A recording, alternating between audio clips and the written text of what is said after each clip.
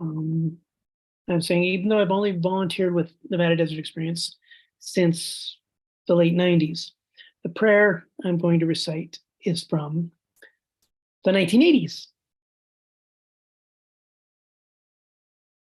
Here's the prayer that was on a prayer card in the 1980s from Nevada Desert Experience. This is a prayer for the end of nuclear weapons testing.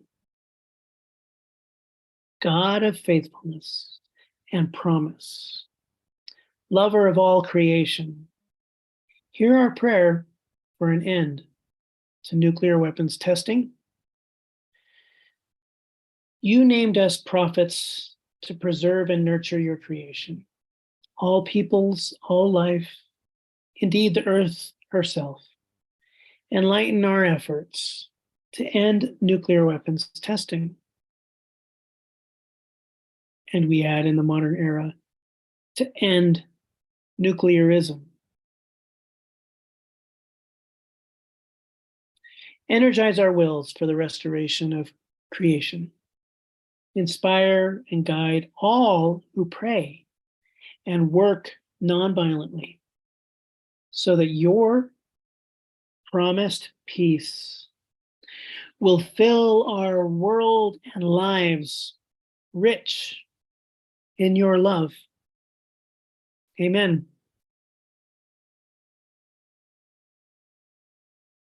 Again, that was a prayer for the end of nuclear weapons testing from the 1980s. The strategy back then with Nevada Desert Experience was the hope that once nuclear weapons testing, full-scale nuclear weapons testing ended, there'd be a domino effect that was a sign of and the beginning of the end of the nuclear weapons worship, also known as nuclearism, an ideology that holds nuclear weapons as paramount in human endeavors or United States endeavors. And we know that nuclear weapons are still the cornerstone of US foreign policy.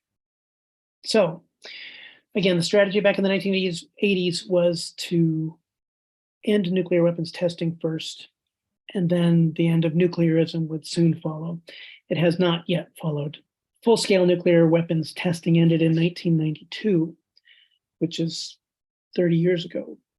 But continued ongoing nuclear weapons testing that was not full scale, but was subcritical, continued into the present era, well into the 21st century, here in 2023, when we're still trying to end the worship of nuclear weapons. So there are more prayers to be sung and spoken and held and shared regarding the end of nuclearism. Again, I'm just one of the volunteers with Nevada Desert Experience. My name is Pegasus, and I wish all of you much peace and courage as you go forth to do the works of love for the sake of all creation. And therefore, that means doing what you can to end nuclearism and doing what you can, of course, to help mitigate the climate chaos that has been going on. Blessed be.